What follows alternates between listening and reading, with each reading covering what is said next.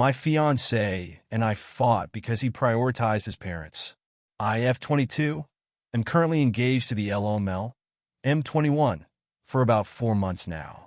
We have been together for about 10 months in total. TLDR, he was abused as a child and raised to be an extreme people pleaser. We worked through it and he consistently showed me that he is trying to improve. Within 1 month, he was able to set boundaries and was simply learning to enforce it. That's an example.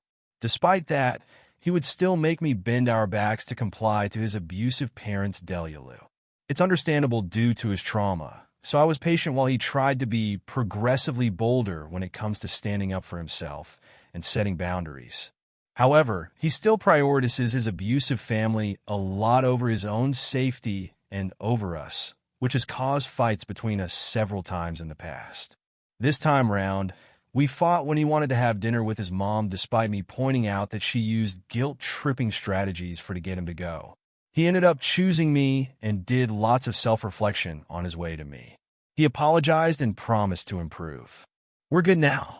However, I felt lonely, frustrated, and hurt during the fight due to our history. I'd like to gather insight on others' experience and how they coped and deal with it. My objective is to gather perspective and learn something new from others' experiences with feeling as such when quarreling with their significant other for any reason. Maybe I'll find something applicable to me. That way, I can discuss other strategy with him, so we can improve together. Full story with headings. How we met in a university leadership camp arranged for student clubs excos. We initially bonded as friends over our bitter upbringing with our parents, where we were both abused. We also talked about other stuff. While that was our starting point, we bonded deeper over our faith and our shared values and self-improvement journey. We both learned that we had nearly identical values regarding marriage and parenting, which is quite rare given how most people we know either favor some messed up values or have nothing to share. Since the very beginning, we always talk about the heavy topics like future plans, prenup, finances, house chores, etc. So, unlike our peers who'd focus on fun for the first few years and face disagreements down the road, we laid things down up front and made a commitment to constantly and consistently improve together as individuals and as a team. We've worked through most of our differences regarding common heavy topics within the first 3 months. Afterwards, we started talking about less popular but still important topics, which arose from our increased knowledge of each other. This is where we have even more differences. Some history, I always knew how messed up his family is. His dad engaged in child abuse, neglect, and endangerment, while his mom engaged in child abuse. They both joked about him being the trial child who experienced all the bad parenting so they can be good parents for his younger siblings. They were always the harshest to him and would very harshly punish him for everything, which caused him to be an extreme people pleaser with low self-esteem and perceiving himself as no value. He said he must make everyone happy and other messed up stuff which his parents heavily reinforced.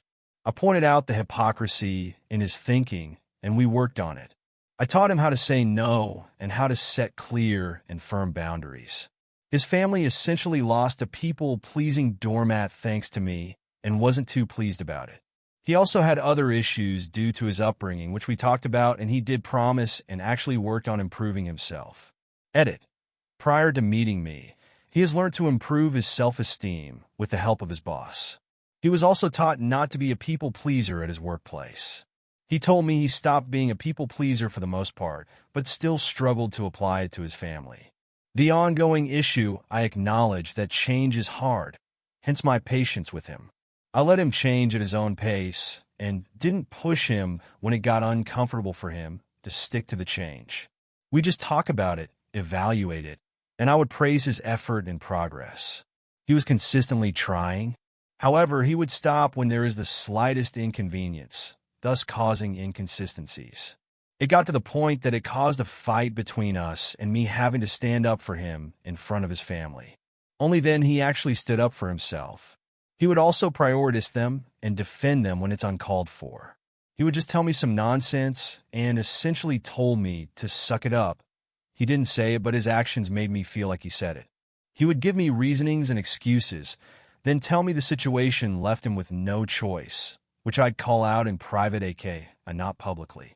I brought it up to him that he was being inconsistent with it and how he only prioritizes us when it's convenient. I always have to sacrifice us to please his parents and their delusionals because he chose their demands over our needs. I was being very bossy out of frustration because I tried being supportive, but he just got too comfortable with giving up. My attitude caused a rift between us, but we figured it out, talked about it, resolved it, and we became close again. He promised to not do that again and have been trying the hardest not to do the same mistake. I've seen him sticking up for us more consistently, even when it could cause him to get yelled at and not backing down on his boundaries. I'm very proud of his progress. His progress is much faster than mine, and he is very responsive to feedback. The current issue his mom recently asked to have dinner with him and his sibling, but nobody wanted to eat with her. She told him that she has gastric and all. She tends to do that to guilt trip him in the past, and for a variety of topics. So, it's really no telling if she was genuine or not. Plus, she has a history of changing her abuse tactics to being more subtle to trick him into thinking she has improved and then trap him in even more abuse. While he has learned to identify abusive behavior and no longer seeing it as normal, he has only been able to identify obvious ones like physical abuse. He is unable to pick up the more subtle ones yet, but is starting to learn how to. I pointed it out to him and told him to not go since that would condition her into thinking she can get her way if she just guilt trips him and that he will always rescue her. She is a grown woman who can eat by herself. It's normal here to eat alone and be happy about it. Him fulfilling those stuff has caused more problems for him and us in the past, so I wasn't taking any chances. He then told me he will drag his brother along instead. To which I told him that's even worse because he'll condition her into thinking that he will go above and beyond to resolve all of her issues like how he used to. He would compromise on boundaries, force people to do as told, and always succumb to demands. He will easily be taken advantage of and exploited again, which is something we have been working towards eliminating. Then he said he was simply informing me when he actually asked for my opinion, which is hurtful because he asked for my opinion. He also said other stuff that showed me he didn't care about his own safety and was still prioritizing his toxic parents over us. He kept saying she told him she has gastric, he can protect himself, he can handle it, he is just hungry, and he has established that it wasn't guilt tripping. I told him he hasn't been able to pick up on more subtle ones so far, and this is clearly guilt tripping, given her history, and that guilt tripping can be done in numerous different ways. I told him how this would negatively impact him and us in the future, and how being able to handle it is not the same as avoiding to have to handle it now and in the future. He wasn't being mean about it and was being respectful and gentle, but I got frustrated since it has been a reoccurring issue. After what felt like an eternity of him thinking about it, insisting that he wanted to have dinner, and me telling him not to, I told him I don't care anymore and he should choose to either eat with her and meet me 2 days later. We always meet each other every day, or to come and eat dinner with me that day. I told him I'm sick and tired of him putting him and us last, and I'm done begging. I told him I'll leave to shower, and he begged me to stay. I told him to choose and went to shower.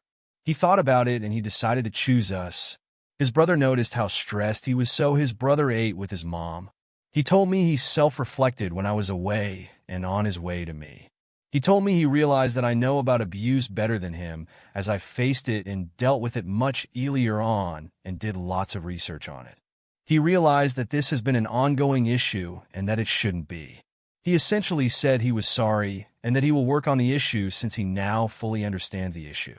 He also mentioned that he would expect me to obey him when my judgment about my safety is clouded and when his judgment is better than mine. I have obeyed him in the past without causing a fight when he told me to go no contact with someone significant to me since that person was deemed dangerous for me. I wanted to contact that person but always canceled because he said so.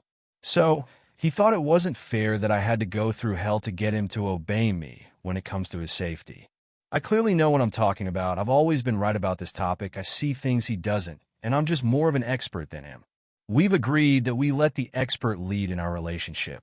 If I'm an expert in making money, I lead financially. If he is better at housekeeping, he leads. So, the leadership for each aspect of the relationship falls to the hand of the more expert. So, he realized how unfair that was, that I was practicing it, but not him. He promised to do better.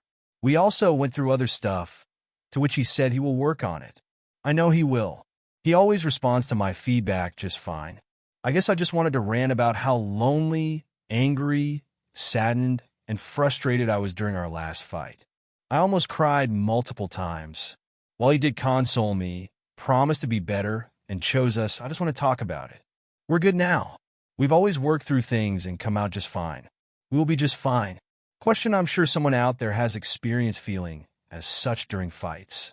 Maybe not the exact scenario, but the feelings of it. For those people, how did you guys cope with it and what did you do as a response to it? How did your partner respond to you? Thank you for your time. Note 1. He is the main decision maker in our relationship. It used to be me because he refused to say no to me. So, I told him to make decisions for us and to not change his mind unless he thinks my idea is better. He shouldn't just change his mind because I said so. He has said no to me multiple times and stood his ground, unless I gave him a good point. For instance, he wouldn't let me buy more snacks because it's out of our budget no matter what I say, but would spend tons of money to stock up on my pads when I told him I ran out and I'm on my period.